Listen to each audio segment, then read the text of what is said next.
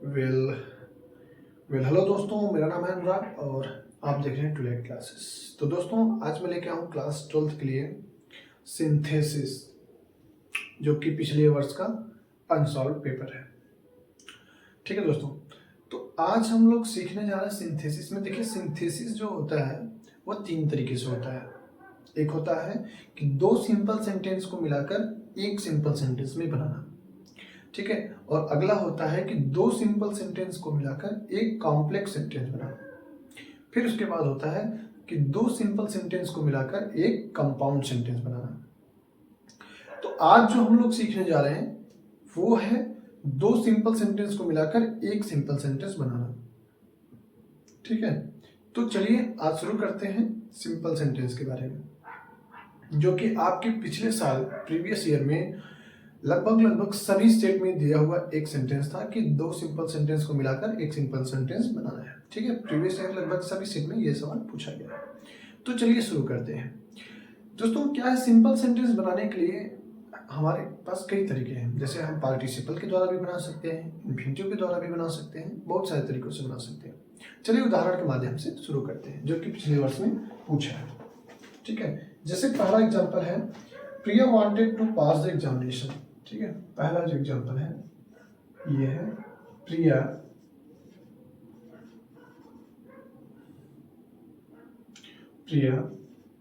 Wanted to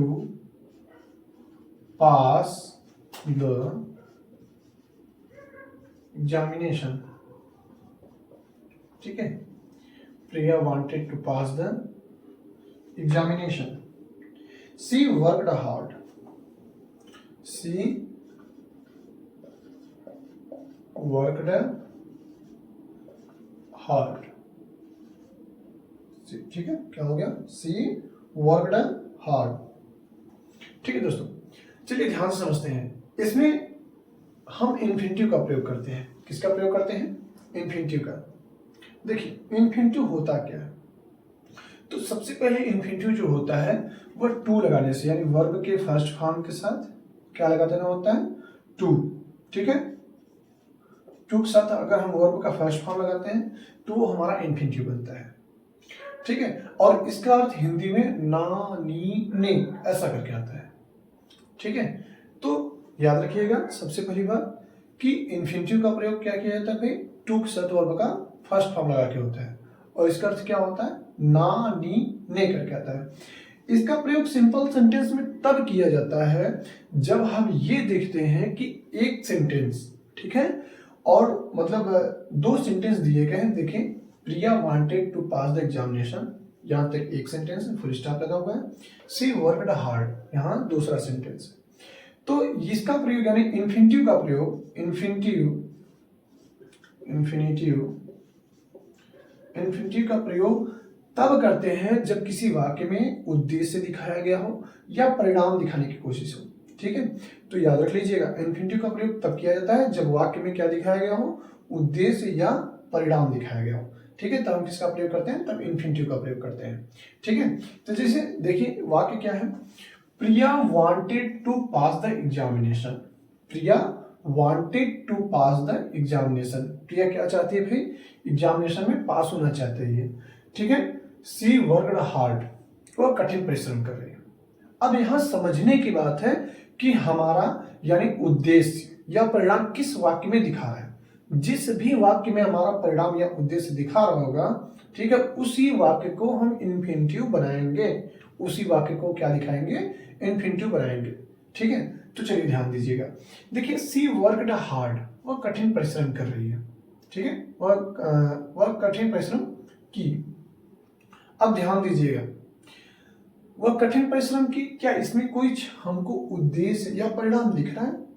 हमने देखा यहाँ पे कोई उद्देश्य नहीं दिख रहा है, कोई परिणाम नहीं दिख रहा है।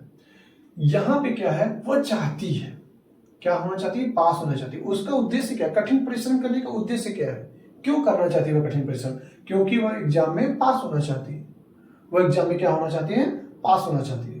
तो उद्देश्य हमारा इस वाक्य में दिख रहा है, उद्देश्य हमारा कहाँ दिख रहा है, इस वाक्य में दिख रहा है, ठीक है। तो अगर इसमें हमारा उद्देश्य दिखा है तो ये बनेगा हमारा इन्फिनिटिव।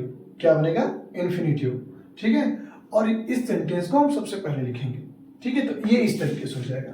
कंबाइंड कीजिए तो क्या हो जाएगा भाई, कंबाइंड करने पर ध्यान से समझिएगा, तो सबसे पहले हो जाएगा सी वर्क। अच्छा, यहाँ अब हम इसमें और बदलाव कर सकते हैं। देखिए, Priya wanted to pass the examination, Priya परीक्षा में पास होना चाहती है। She worked hard. ठीक है, ध्यान समझिएगा।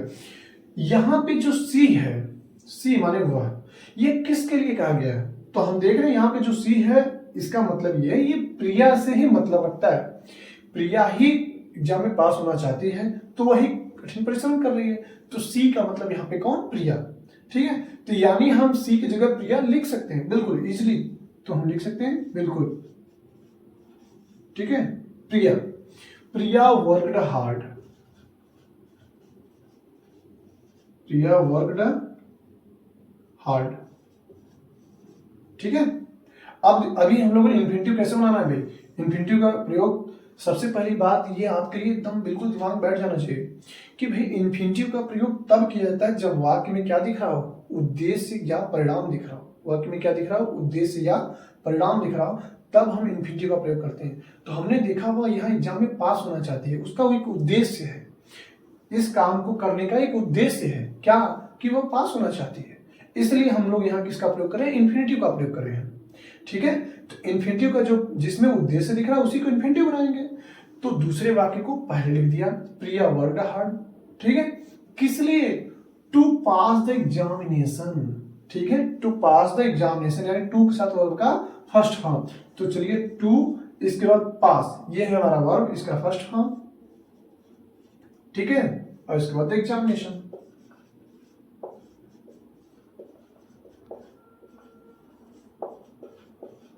ठीक है, चलिए, तो ये हो गया हमारा कंबाइंड करके। यानी एक चीज और मैं बता दूं, ये सिंपल सेंटेंस में बदलना था। किस में बदलना था भाई? ये सिंपल सेंटेंस में बदलना था। आपके पेपर में ऐसे लिख के आएगा, ठीक है, ऐसे पेपर में लिख के आएगा कि भाई दो वाक्य into simple sentence, into compound sentence, into complex sentence. ठीक है, इस तरीके से वाक्य में लिख कर आता है। तो ठीक है, उम्मीद है कि आपको ये बात समझ में आ गया होगा इन्फिनिटिव के बारे में। तो सबसे पहली कंडीशन, इन्फिनिटिव का प्रयोग कब किया जाता है? इन्फिनिटिव का प्रयोग तब किया जाता है जब हमें वाक्य में उद्देश्य या परिणाम दिख रहा हो। ठीक है, दूसरी कंडीशन, इन्फिनिटिव कैसे बनता है? तो वर्ब के फर्स्ट फॉर्म के साथ टू का प्रयोग करके इन्फिनिटिव बनाया जाता है। ठीक है, तीसरी बात कि हम भाई ध्यान रखने की बात है, जो उद्देश्य या परिणाम दिखाएगा जो भी वाक्य, ठीक है, वही हमारा इन्फिनिटिव बनता है। जैसे यहाँ था Priya wanted to pass the examination, Priya exam में पास होना चाहती है, तो उद्देश्य इनका यहाँ ये है। कठिन परिश्रम करने का उद्देश्य क्या भाई? वो एग्जाम में पास होना चाहती है, तो उद्देश्य हमारा इसमें था, इसलिए हमने क्या बनाया? इसको इन्फिनिटिव बनाया। हालांकि टू पास द एग्जामिनेशन पहले से था, ठीक है, लेकिन अगर नहीं भी होता तो भी हम लगाते हैं ऐसा ही। ठीक है, चलिए आगे चलते हैं, अब अगले वाक्य पे चलते हैं। ठीक है,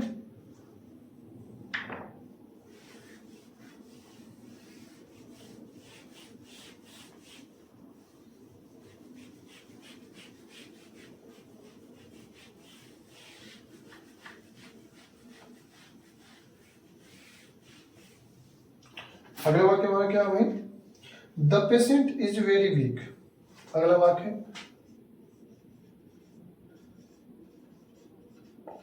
द पेशेंट इज वेरी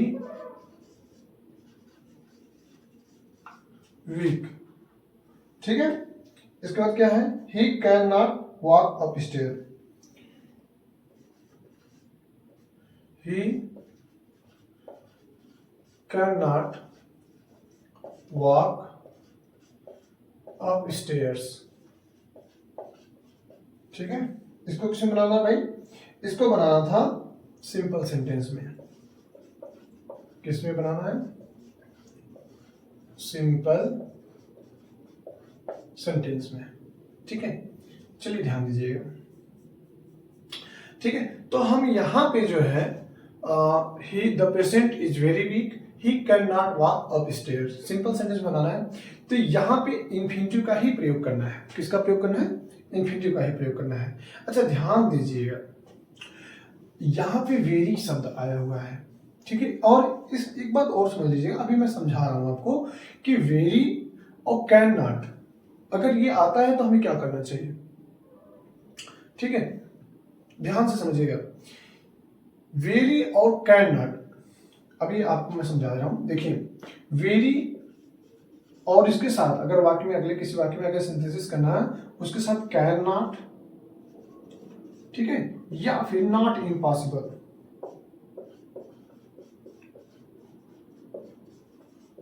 ठीक है, इस तरीके से वेरी के साथ क्या आ जाए, कैन नॉट या नॉट इम्पॉसिबल।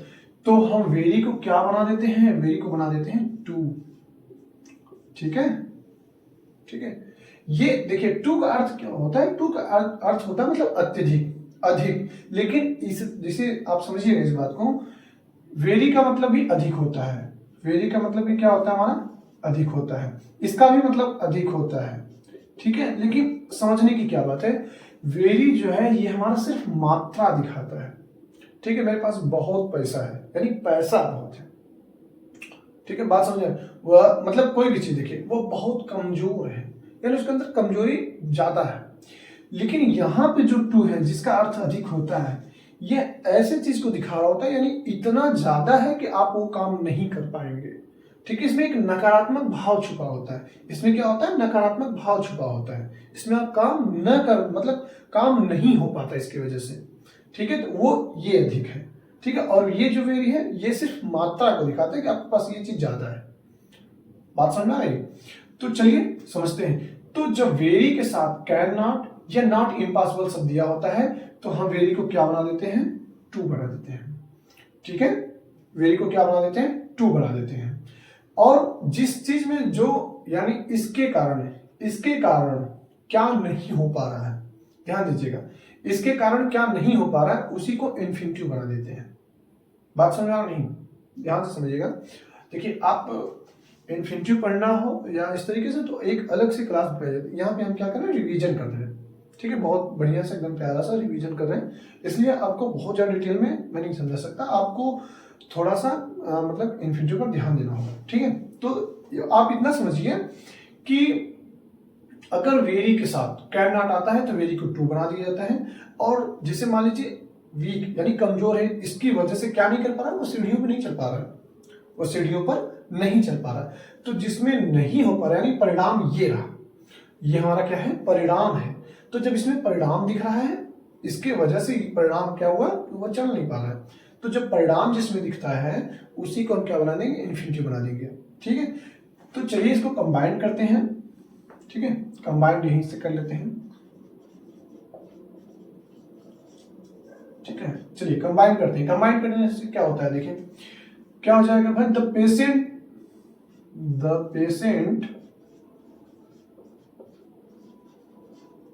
इज, वेरी को क्या बना देंगे, too weak, the patient is too weak, ठीक है। अब ध्यान से समझिएगा, अब हम इसको क्या बनाने जा रहे हैं, इसको हम बनाने जा रहे हैं इन्फिनिटिव। अभी हम लोगों ने सीखा था कि इन्फिनिटिव का प्रयोग कहां करते हैं भाई, परिणाम या उद्देश्य दिखाने के लिए, किसके लिए, परिणाम या उद्देश्य दिखाने के लिए। तो परिणाम हमारा ये रहा, इसमें उद्देश्य नहीं, इसमें परिणाम है, इतना कमजोर है कि परिणाम वो सीढ़ियों पर नहीं चल पा रहा है, ठीक है। परिणाम ये है कि वो सीढ़ियों पर नहीं चल पा रहा है, तो इसी को बनाएंगे हम इन्फिनिटिव, ठीक है। अब इस ही कैन नॉट को हटा देंगे, ही कैन नॉट को क्या करेंगे, हटा देंगे, ठीक है। यानी पेशेंट का मतलब वही ही हुआ, पेशेंट मतलब जो है वही ही हुआ, क्योंकि ही मतलब उस पेशेंट के बारे में ही बात हो रहा है, ठीक है। तो हम लोगों ने क्या पढ़ा भाई, वेरी और कैन नॉट आए तो हम वेरी को क्या बना देते हैं, टू बना देते हैं, ठीक है, जो एक नकारात्मक भाव रखता है, ठीक है। अब इसके बाद फिर क्या बनाएंगे, इन्फिनिटिव, इन्फिनिटिव यानी टू और टू के साथ वर्ब का फर्स्ट फॉर्म यहां से, तो ये हो गया, सॉरी ये हो गया टू वॉक अप स्टेयर, ठीक है। तो ये हो गया हमारा combined, the patient is too weak to walk up stairs, ठीक है। तो उम्मीद है बात आपको समझ में आ रही होगी, ठीक है। तो सिंथेसिस क्या कहता है, देखिए सिंथेसिस ना जो होता है ये अर्थ, अगर आप दोनों वाक्यों का अर्थ अच्छे से समझ रहे हैं, ठीक है, फिर दोनों को कंबाइन कीजिए, ठीक है, दोनों को कंबाइन करके आपको बनाना होता है सिंथेसिस। सिंथेसिस में आप वाक्यों का अर्थ जानना बहुत जरूरी होता है। ठीक है, वाक्यों का अर्थ समझने के लिए आपका क्या होना चाहिए भाई, आपका वर्ड मीनिंग बहुत अच्छा होना चाहिए। ठीक है, तो आप वर्ड मीनिंग पर बिल्कुल ध्यान दीजिए। अगर मैं कोई मुझसे ये कहे कि भाई मुझे इंग्लिश बहुत अच्छी करनी है, तो मैं तो यही कहूँगा कि भाई आप वर्ड मीनिंग बहुत अच्छा कर लीजिए। वर्ड मीनिंग जितनी अच्छी उतना ही बढ़िया आपका इंग्लिश हो जाएगा। ठीक है, तो चलिए आगे चलते हैं और देखते हैं कि अगला सेंटेंस हमारा क्या है।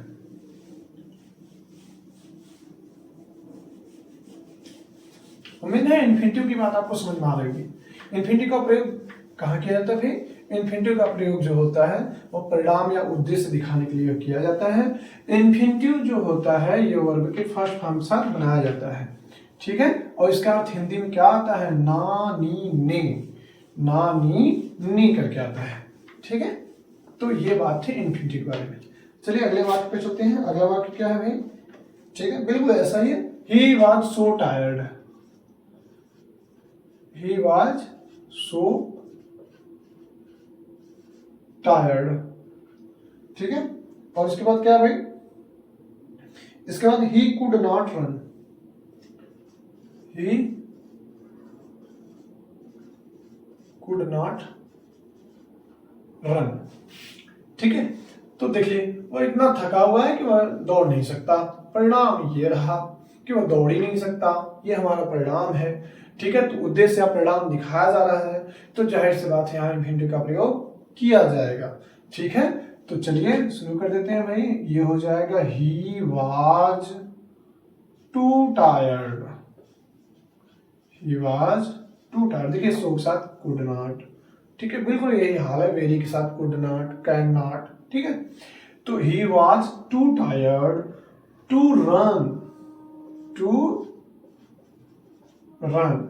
भाई इन्फिनिटिव परिणाम इसी में है कि वह दौड़ नहीं सकता, परिणाम दौड़ नहीं सकता। ठीक है, तो जो परिणाम जिसमें दिखाता है उसी वर्ब के साथ हम क्या लगा देते हैं? टू का प्रयोग कर देते हैं।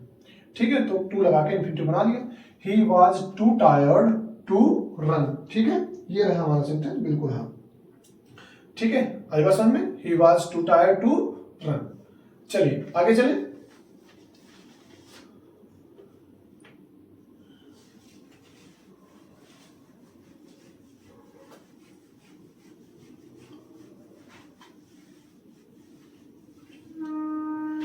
अगले वाक्य पे चलते हैं।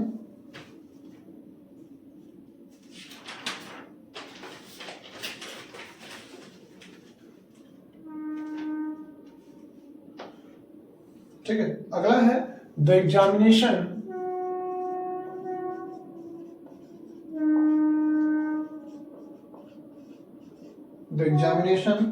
will begin next week, will begin next week। It will be held in the examination hall, it will be held in the examination hall, in the examination hall। ठीक है, चलिए अब इसको भाई किसमें बदलना है? किसमें बदलना है भाई? Simple sentence. किसमें बदलना है? Simple sentence.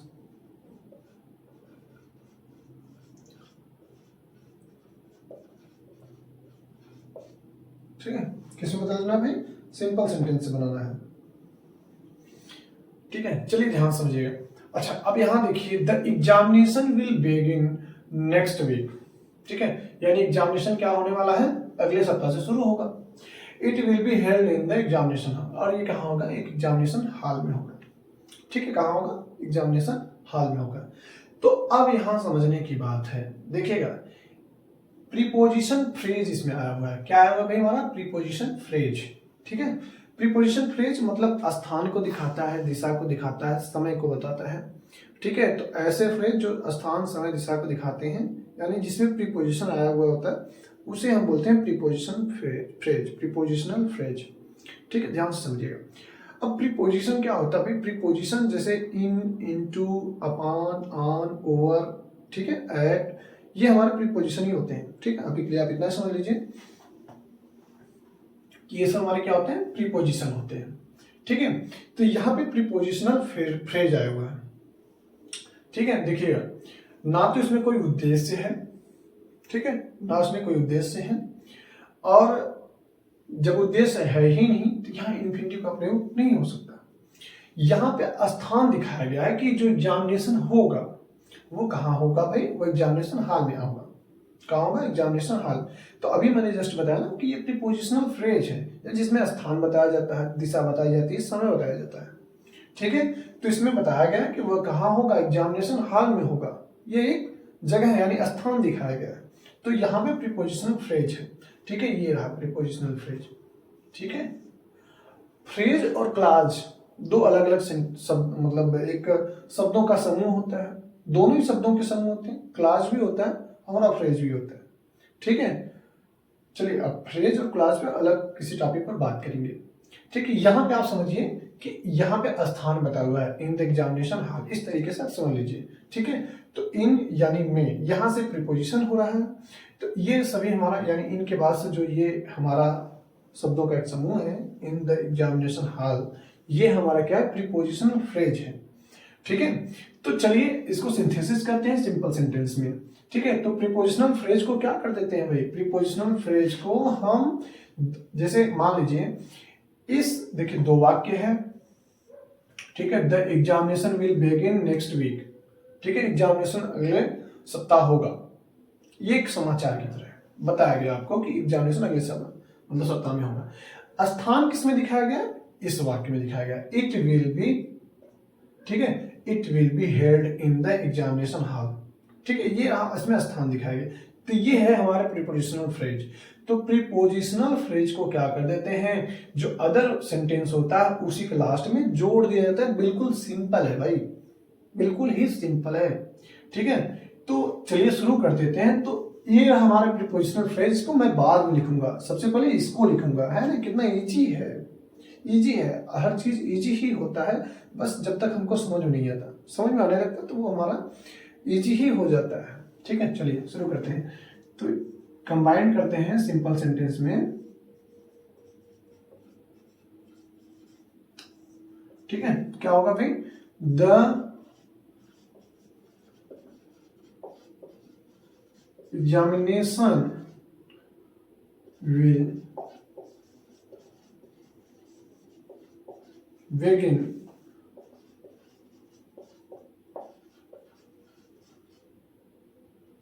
Next week. The examination will begin next week. ठीक है, देख लिया हम लोगों ने। अब जो प्रीपोजिशनल फ्रेज है इसी के आगे जोड़ देना होता है। इसे अगर क्या कर देना है? जोड़ देना है। तो यहां से इन द एग्जामिनेशन हॉल,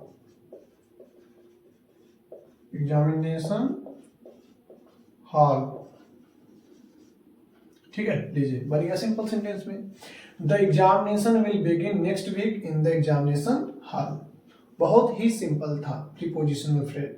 आपको क्या करना है भाई? जिस वाक्य में स्थान, समय, दिशा इन सबको दिखा रहा होता है, ठीक है, उस वाक्य का जो जहां से प्रीपोजिशन लगता है हमारा, उस प्रीपोजिशनल फ्रेज को हम अगले वाक्य के साथ में लास्ट में जोड़ देते हैं। तो ये हो गया हमारा प्रीपोजिशनल फ्रेज। ठीक है, प्रीपोजिशनल फ्रेज का प्रयोग किया जाता है, समझ में आ रहा है ना? जिसमें स्थान, समय, दिशा इन सब की बात की जाती है। ठीक है, तो चलिए अब आगे चलते हैं और अगला वाक्य देखते हैं क्या होता है। ठीक है, अभी इसको मिटा दें। उम्मीद है आपकी तैयारी बोर्ड की बहुत ही अच्छे से हो रही होगी और ये सारी चीजें आपको बहुत अच्छे से समझ में आ रहा होगा। ये एक प्रकार का रिवीजन है। अगर मान लीजिए कोई टॉपिक आपको नहीं समझ में आया है तो आप बिल्कुल कमेंट करिएगा। ठीक है, मैं उस टॉपिक का वीडियो आपके लिए जरूर बनाऊंगा। ठीक है भाई, चलिए अगला सेंटेंस क्या है? अगला सेंटेंस है the train rain down. The train rain down. ठीक है, the train rain down the incline.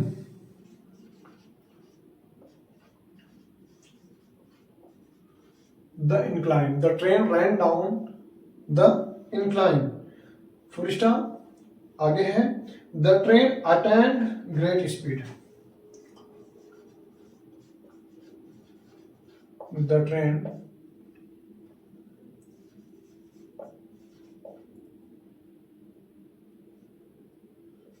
Attend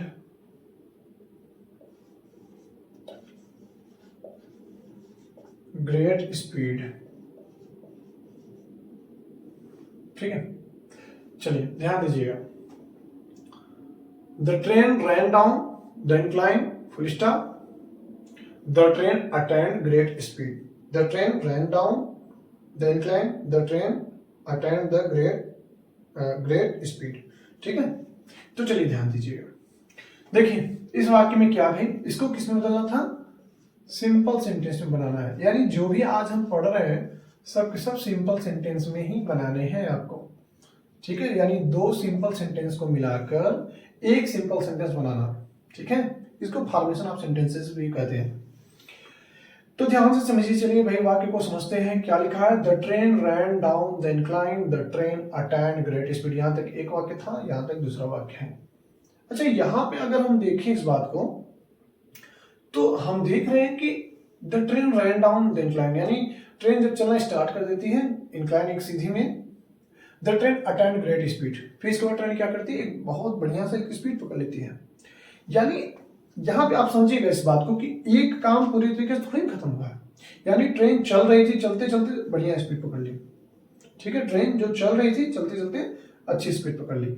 तो ध्यान दीजिएगा मेरे भाई, ठीक है, कि अगर एक काम चल रहा है पूरी तरीके से खत्म नहीं हुआ तभी दूसरा काम चल रहा है, यानी एक काम और दूसरे काम के बीच में समय का बिल्कुल भी गैप ना हुआ।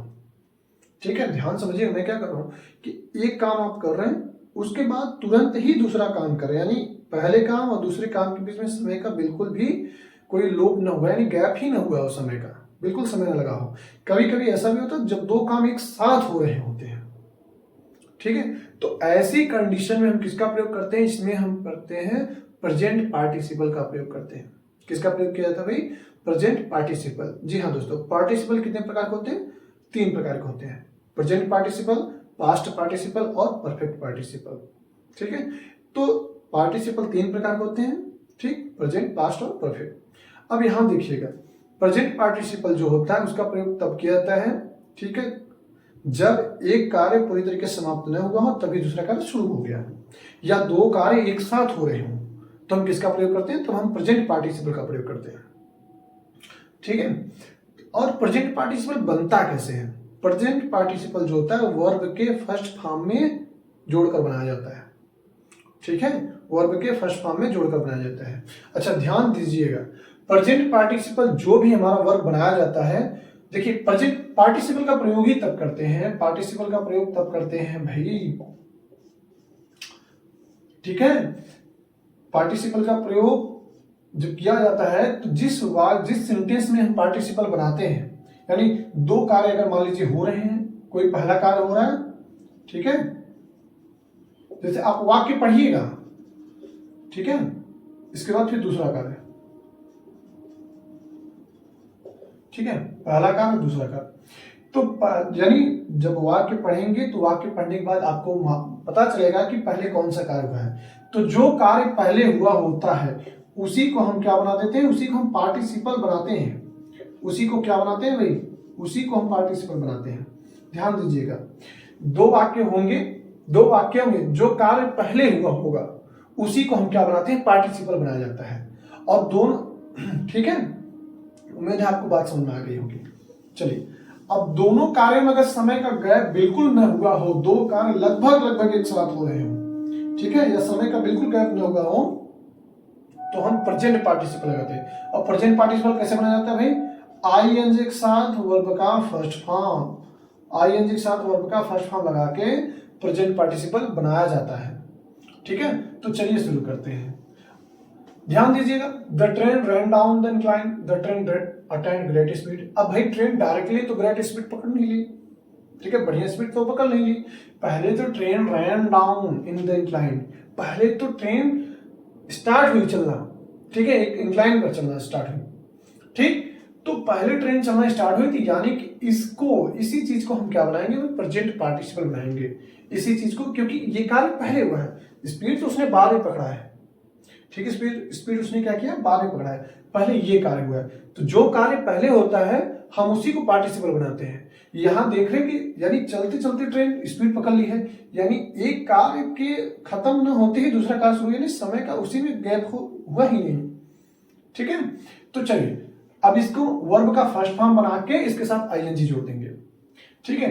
तो रैन यानी रन डाउन होना चाहिए, तो रनिंग डाउन,